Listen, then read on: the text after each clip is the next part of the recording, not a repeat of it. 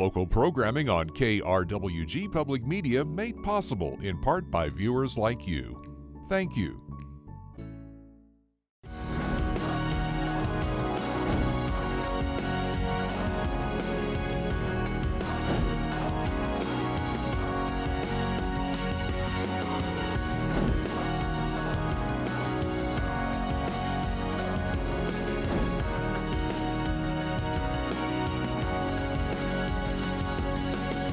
Welcome to Fronteras, A Changing America. I'm Johnny Coker. In today's episode, we'll be taking a look at the cannabis industry in New Mexico. How has the recreational market evolved, and what types of challenges are facing local business owners? I have more in this report. Since New Mexico's first licensed sales of adult-use cannabis began nearly 2 years ago, the state has seen a wave of dispensaries open up. For Sierra Herzl, general manager at Aquizo Botanicals in Las Cruces, legalization has made it easier for medical patients like her to have access to cannabis. I ended up in the hospital a number of years back. I had massive internal infection, and my doctor at the time is not able to prescribe because he's federally funded, but he knew my feelings on opiate painkillers, and he said, I will do anything in my power to help you get that medical card because I know it will be better for you. And he was right. It was a painful recovery. Since New Mexico's licensed sales of adult-use cannabis started in April of 2022, the industry has pulled in nearly $1 billion in total sales, according to the state's Cannabis Control Division. Sierra said that while cannabis legalization was needed, the state didn't implement enough regulation to protect New Mexican-owned businesses from out-of-state competition. New Mexico should have known what they were getting into. It's not like we're the first state to do this. It should have been limited to New Mexico residents' licenses for at least, 1 to 5 years before they let big money from out of state come in here. They got to give the local stuff the chance to actually survive. Otherwise, it's just going to be businesses popping up and going down. The founder of Aquizo Botanicals, Dr. Hilda Luz Chavez, echoed this sentiment. Dr. Chavez said that while cannabis legalization has been a net positive for the state overall, the Cannabis Control Division could do more to ensure a safe and competitive marketplace. There is no law enforcement side to the Cannabis Control Division. They barely have compliance as of last year, and so there's a lot of openings for exploitation by illegal operators. And this year they're starting to kind of crack down, but it still needs work. Dr. Chavez said that the city of Las Cruces is also partly responsible for the oversaturation of businesses and should stop the issuance of permits that allow dispensaries to operate outside of set boundaries. The city started issuing these special use licenses, so now why we pick this location is because it's industrial. There are no churches, schools, or parks anywhere near us. It's not the best location in terms of aesthetics, but it followed the rules. These people, like on Mesquite and on Main Street, there's dispensaries that opened up right next to another dispensary or next to a church or a neighborhood. They got special use permits. That's not okay. When asked about the special use permits, Las Cruces City Councilor Becky Graham said that she voted twice in the past to remove the buffers that necessitate the majority of the permits, and that she's empathetic to businesses that are struggling. I feel for retailers who maybe came in a little later, or were even there at the start and then feel like the competition is just getting to be too overwhelming. But I think one thing that the city has been great at is providing support through community development and economic development on the business side. So what I can say is that I think the city is providing great support for the businesses that are operating right now. According to data from the state's Cannabis Control Division, nearly 3,000 cannabis licenses have been issued across New Mexico as of January 1st. Duke Rodriguez is the CEO of Ultra Health, one of the state's largest cannabis operators. He said that the sheer number of cannabis businesses is simply unsustainable. Today in Colorado, they have public information, a population of 5.4 million, and they have about 600 plus dispensaries. We are about 35% the population of Colorado. That tells you our sweet spot when the market's fully mature is around 200, 250 stores statewide. That means 500 have to go away to find that market equilibrium. That is 2/3. That is devastating. Rodriguez said that with the upcoming legislative session in New Mexico, putting a pause on the distribution of licenses won't change much. Rather, he said the state needs to lower cannabis taxes and step up enforcement against illegal operators. If you are an unlicensed operator, your penalties should be significant. If you are a licensed operator who's caught with illicit product from California, Oregon, Washington, Oklahoma, your license should be immediately suspended, not a small fine or a slap on the wrist. The penalties should be severe. KRWG reached out to the state's Cannabis Control Division, and in an emailed statement, the division said, quote, "The Cannabis Control Division doubled its compliance staff in July and performed more than 1,000 inspections of licensed cannabis businesses in 2023 alone. The division remains committed to protecting consumers by performing spot inspections, following up on all complaints, and holding bad actors accountable." End quote. As for Dr. Chavez, she said she's not worried about her business, but that anyone looking to break into the industry should be cautious. If anybody is interested in jumping into the green rush, so to speak, and they think they're going to make millions of dollars, that's not realistic. Any business, whether it's a grow facility or a manufacturing facility or a dispensary, it takes time to develop it. It's in an oversaturated state like ours, the risk is high. From a bird's eye view, New Mexico's cannabis industry may seem like it's in a boom, but at the local level, many retailers may be taking on water, trying to stay afloat and survive current market conditions. Joining us now is Director of New Mexico's Cannabis Control Division, Todd Stevens. Todd, thanks so much for joining the program today. Thanks for having me. So tell me about your journey within the cannabis industry. What led you to your current position as Director of New Mexico's Cannabis Control Division? So I have about 8 to 9 years of adult use experience in another state. I work for a large, what we would consider vertically integrated company that really focused on compliance. I joined the industry as a sales associate, or what is commonly referred to as a bud tender, and kind of started from the bottom and worked my way up through various managerial roles until I was in last position was the manager of training and professional development, which I helped develop curriculum and training for roughly 400 employees throughout various parts of our company, whether that be in the production side, manufacturing side, or the retail side. And Todd, that's quite an interesting arc that you've had, starting at that level of, as you call it, bud tender. How has that informed, decisions you made throughout your career and informed decisions that you have since you've been in control of the Cannabis Control Division? I think for when I was in the cannabis retail space with the company prior, it really helped me gain an understanding of what folks days are like on the ground level, what their challenges are, what their successes look like. And I've always been someone that likes to learn hands-on. This was also where I really gained a large experience in managing teams and managing folks. I had been a school teacher before I transitioned into the cannabis industry, and so that's still a leadership role in managing. It's just slightly different managing adults than to a classroom. But that managerial experience I got and that stair step of responsibility I got was really like going to college.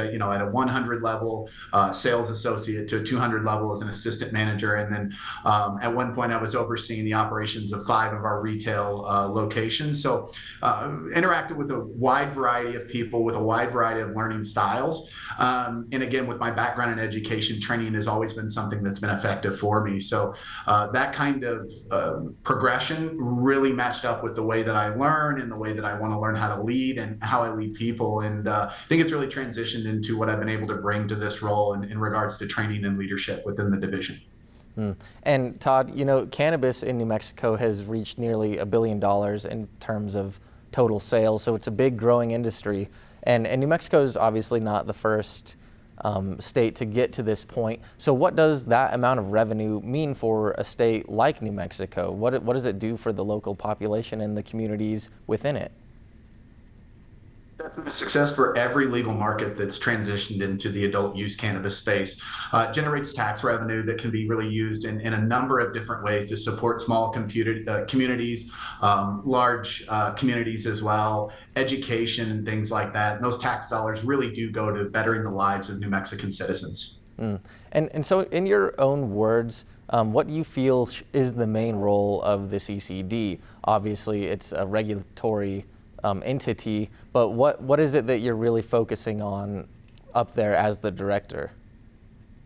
It's really compliance. It's ensuring that businesses are following the rules and regulations and the statutes set forth by the Cannabis Regulation Act and the rules that we help create, helping those good faith actors navigate that landscape and ensure that they're able to have fair business practices, that we ensure that through compliance we're able to keep this product out of the children's hands and again give everyone a fair shot at this market. It's one of the unique things that New Mexico has done with their low barrier of entry. And their equality and equity is ensuring that any New Mexican who has that entrepreneur spirit to get into cannabis, they get that opportunity and they get that space. So we want to help those folks who are good faith actors navigate that landscape and try to eliminate the bad faith actors so they have those a level playing field so that the folks can succeed that want to do this correctly. So Todd, one of the directives of the CCD is to ensure social equity within the cannabis industry. So, what kind of policies are in place for the CCD to ensure that that type of equity takes place? Our licensing fees, to my knowledge, are some of the lowest in the nation. The company I worked for before in another adult use market would have massive licensing fees. And when we tried to expand into other markets, it would be more of a lottery system where we had to create a business plan, lease a building for maybe 8 to 12 months. And then a ping pong ball bounce decides your fate. Here in New Mexico, we offer what we call micro-integrated businesses and micro-producers. A micro-producer can grow up to 200 maturing plants for only $1,000. And we see a lot of success with that. We have a lot of folks in the micro-producer space that are able to expand and move into like multi-million-dollar operations. So this really allows even small mom and pop shops a seat at the table. And you mentioned that low barrier to entry, and because of that, there are many licenses handed out. So I was wondering, how do you ensure that everyone with a license stays in compliance with New Mexico's law as it continues to, make amendments and continues to essentially grow as the industry grows? Success is attributed to my compliance officers and the plan that we've set out. We constantly have 13 compliance officers in the field doing what we would consider spot inspections, where we show up and we just ensure everything is in compliance. We have a checklist that they go through, and we help those folks. If they're out of compliance, we place them on what we call a corrective action plan to get them into compliance. We also do what we call BioTrack investigations, which is our seed to sale tracing system, where we look for anomalies or things that just don't add up, as well as following up on complaints that are placed within the industry and sending those officers out. So I have a really talented team with a very diverse background, from folks from previous cannabis employers to former law enforcement and retired military. That group and that unique blend of people brings a unique perspective. We've also invested a lot in training. All of my officers currently just passed what we call a CLEAR training accreditation. That's the Council on Licensure Enforcement and Regulation. And they passed their National Certified Investigatory and Inspection training. This ensures that we're going out as non-biased fact finders and giving these officers every tool they need to be successful and to ensure that we have a regulated, safe, and compliant market in New Mexico. And Todd, in my own reporting on the industry, one of the complaints that I heard was that, enforcement of people that aren't in compliance with the law is not as thorough as some individuals would like it to be. So essentially, and 13 compliance officers doesn't really sound like a lot. So what is your response to individuals who say those types of things, who say that there needs to be more focus on enforcement of the laws that are currently on the books? I've been in this role for just over 7 months. I think a few days ago was actually my 7th-month anniversary. And since then, we've actually revoked, I believe, 5 licenses, all for what we would consider non-compliant behavior. 2 of those fines were associated with, or 2 of those revocations were associated with $1 million fines.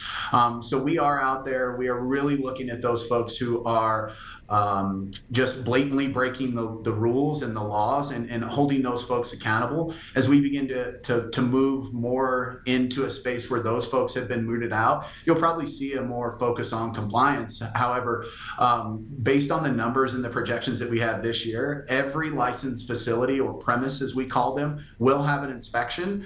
And if they are found to be not in compliance, we'll put them on that corrective action plan, and then we'll do a follow-up to ensure that they are still in compliance. So I think as you give us more time, this time next year, I think folks are going to become more comfortable seeing us and get used to us being in those spaces and holding those folks accountable.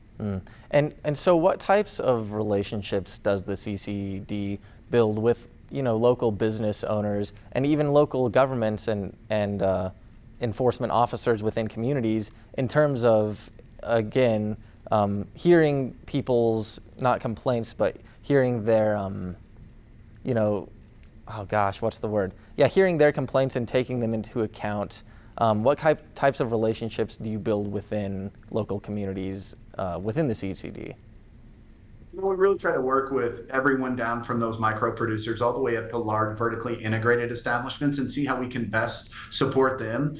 My division also touches a large space. We work with tax and revenue to ensure people are up on their taxes. We work with the Department of Public Safety to ensure that folks have their background checks done, LP gas and construction industries. So we touch a large variety of industry and other state departments, and we really work hard to go and educate them on what might be compliance or not. We invited fire marshals down south, I believe near Socorro, to go with us on a couple of inspections. We have plans to do the same with TRD and construction industry so that we can each help each other out and be knowledgeable in all those spaces. And so I just wanted to move on. I wanted to talk a little bit about Senate Bill 6, which is currently sitting at the governor's desk. This bill essentially adds new regulations to the cannabis industry within New Mexico, including one of the first things that caught my eye was making sure that packaging isn't appealing to kids, essentially. But I was wondering, were you consulted by any lawmakers in the building of this bill? We worked with the industry. We also worked with the 2 sponsors of the bill, and we're extremely grateful for their hard work to get input in how we move forward. The packaging change was a huge step in the right direction. We already had some language in the CRA that really prohibited those kind of advertisements to children, but we really drilled down and focused on colorways and characters and making that package opaque. That really keeps those kids, regardless of what's in that bag, if they can't see what it is or in that container, they're probably less likely to try to get into it. And it's very important that we continue to educate the community on proper storage. We should always keep these products out of the reach of children, just like we would any medication or anything that would be a danger or appealing to children. Behind a locked cabinet or a locked space is even better. So this just continued to strengthen that regulation and really gave a clear outline of what advertising to children would be for our licensees so they can navigate that space a little bit more compliantly and confidently. Todd, one thing I noticed in Senate Bill 6 was the way enforcement is carried out. I understand that the CCD has more wiggle room in terms of seizing product that may be illicit from accused bad actors. And so can you tell me about that and how that will affect the CCD's enforcement operations moving forward? So the new Senate Bill 6 changed a few things. It increased criminal penalties for trafficking and really gained a good clarity between what is trafficking and what is a legal product. That's huge in our area because it really gives law enforcement what they need to come to the table and be able to use their power and prosecute these folks who are trafficking cannabis illegally into New Mexico, or who and distinguish that between the fact of someone who's maybe just got illegal product and not in the means of trafficking. We don't want to criminalize anyone that's not necessarily warranted for criminal. So it really cleaned up that verbiage.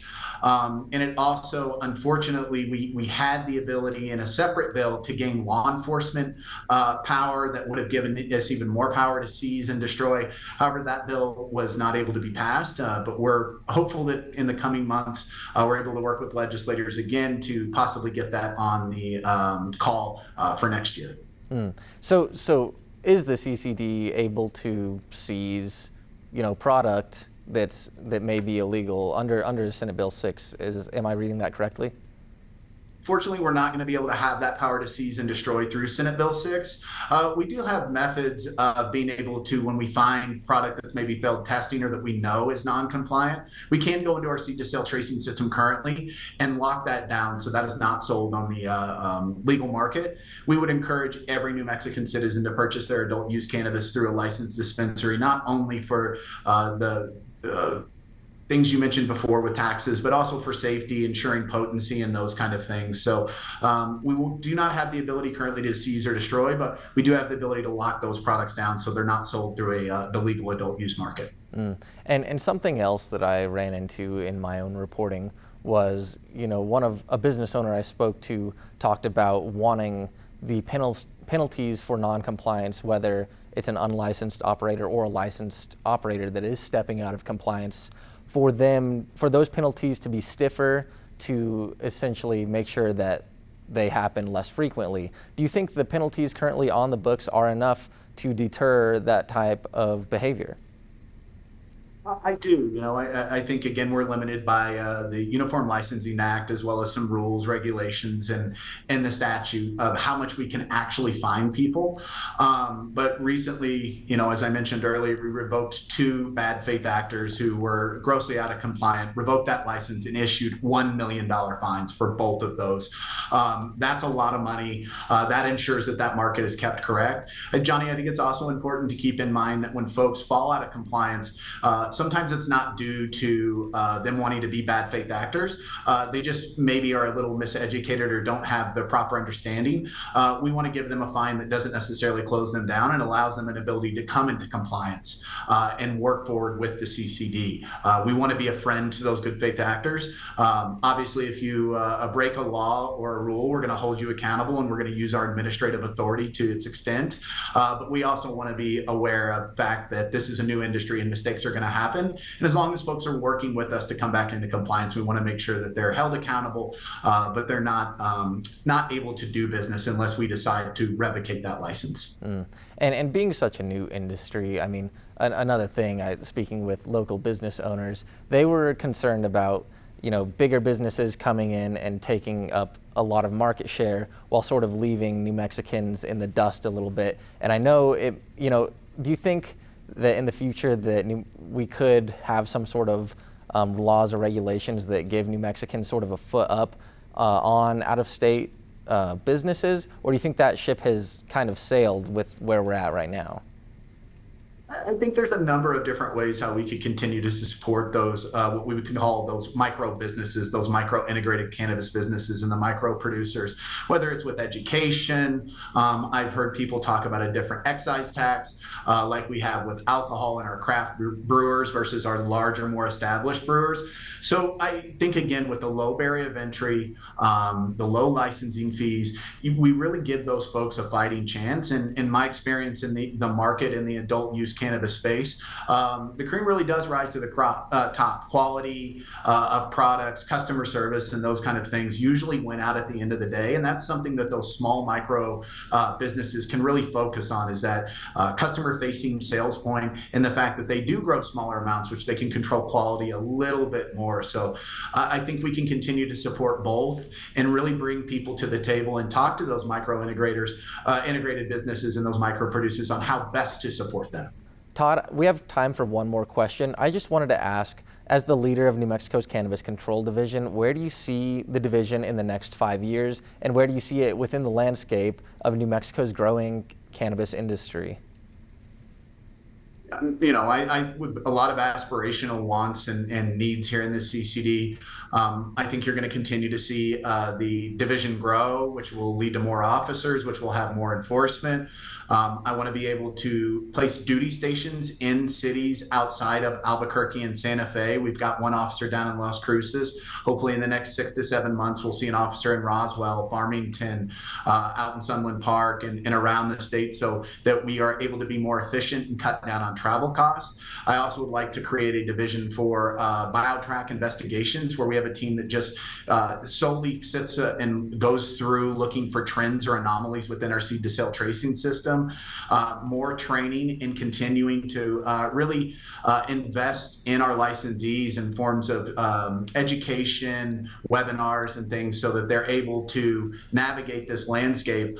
Again, I think it's amazing what New Mexico has done with this low barrier of entry, and setting people up for success is a part of that, along with having those licensing fees that brings everyone to the table. But based on the team that I have currently and the pride we take in our work, I think good things are coming, and we're going to continue to work with those good faith licensees to ensure that they stay in compliance, and that we work with them to navigate this landscape, and that we continue to make this a place that is tough for bad faith actors, and do the best we can to eliminate or limit the amount of illicit market that we see in New Mexico.